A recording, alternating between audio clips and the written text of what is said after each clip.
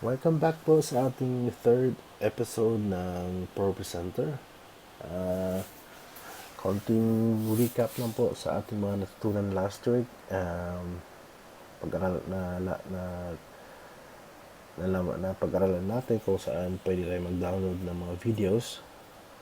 Pag-aralan natin kung paano mag-create ng panibagong video image playlist. At ganun din yung paano i-upload yung videos sa playlist na ginawa natin. Ano po? So,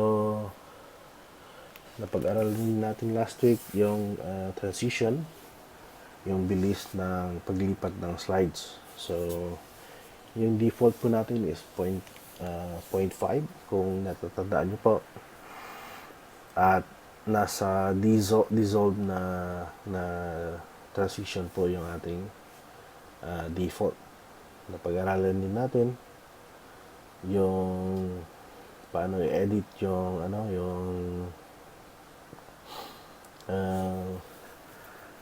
slides na halimbawa during kumakanta na po, merong maling spelling or yung mga words na patungkol sa kay Christ is naka small letters. So, pag-aralan natin yung quick edit.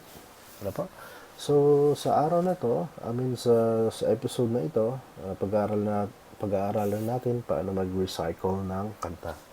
Ang ibig ko mong sabihin is, halimbawa, 2 Sundays ago, may kinanta tayo na halimbawa po is Heart of Worship. So, this Sunday, kakantahin ulit natin yon. So, ganun po yung ibig ko sabihin ng pag-recycle ng kanta. So, i-reuse lang po natin yung mga slides na nagawa na natin. Kasi pagka nag-create tayo ng bago, medyo matatagalan tayo. So, ang gagawin po natin, ang gagawin ko po, gagawa ako ng panibagong file. So, bawa file name ko is yung next yung coming Sunday, yung templates po natin nung part 1. So, Arial 80. Select po natin yan.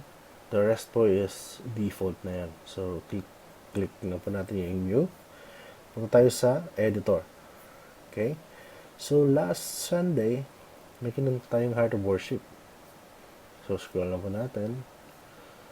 Punta tayo sa Heart of Worship. So, halimbawa, ito po yung kanta. Gagawin po natin, highlight lang po natin yung buong kanta.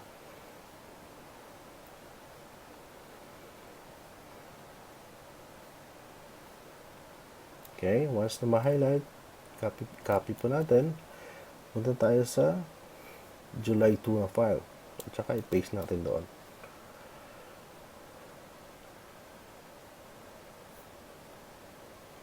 Okay.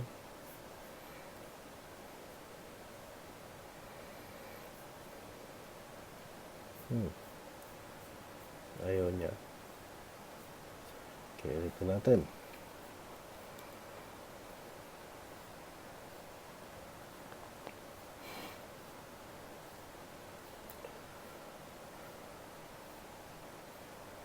Okay, copy natin. Copy. Tatay dun sa text to file.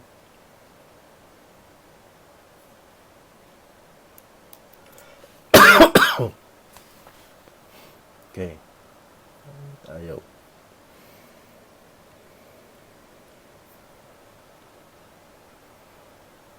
Paste natin. Ayan. So, dyan na po yung song natin. Pag i-click natin yung show at mag-exit tayo ng editor view. Ayan, makikita po natin yung buong slides ng kanta. Okay? So, ngayon, pag-aaralan niyo po natin yung pag-edit ng video. Halimbawa po, yung video, napakaliwanag, sobrang liwanag. Pwede natin siyang i-adjust yung brightness, tsaka pwede tayo mag-create ng blurry image or i-blur yung sides portion ng video. So, halimbawa po, ito yung backgrounds na napili natin na napakaliwanag ng background. So, pwede natin i-edit yan. Pwede natin i-adjust yung brightness niya. Right-click natin yung file, yung slides. Punta tayo sa Media Properties. Under sa Effects, click natin yung Adjust Color. At makikita natin yung brightness. Pwede natin i-drag papunta sa left para bawasan yung brightness. Or sa right para dagdagan yung brightness. Okay? Pwede rin po tayo lagay ng gawing blurry yung edge ng video. So, edge blur. Yung radius niya, gaano kalawak.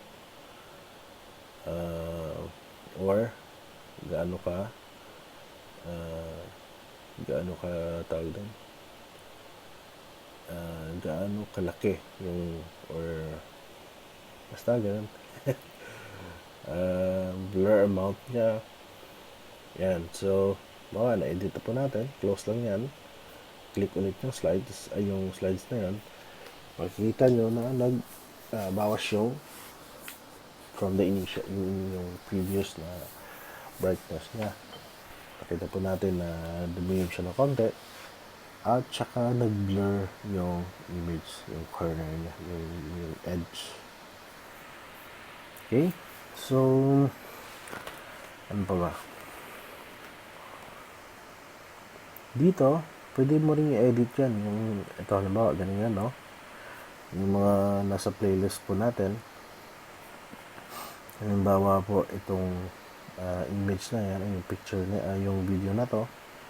So, mo rin i-adjust yung properties niya. Pwede rin. So, at least, pag in-apply mo siya dun sa image, sa slides, gano'n na kaagad yung ano niya. Yung effects niya. So, right-click lang yung file, yung video, media properties. Kasi pwede po, effects na tab. At, yan. Pwede mo siyang adjust yung brightness. Kung gusto mong mas bright siya ng konti or mas madilim na konti, nasa sa inyo po yan. So, pwede nyo pong paglaruan yan.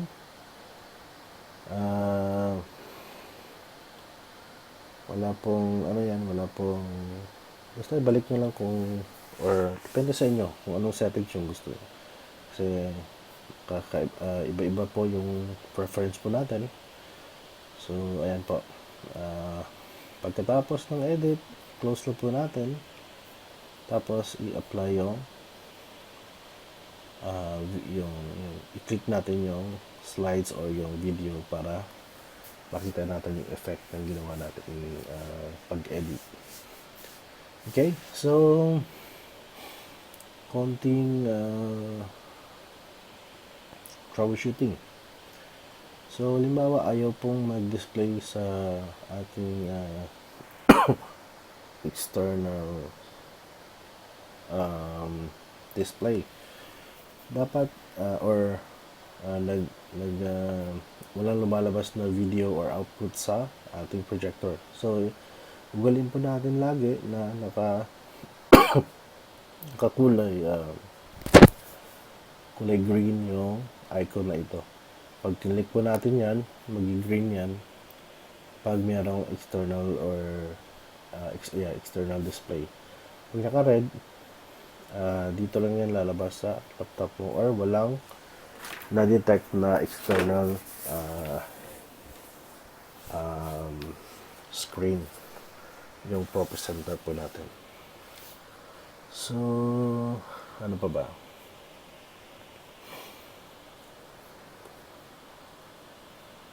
So far, yun lang naman yung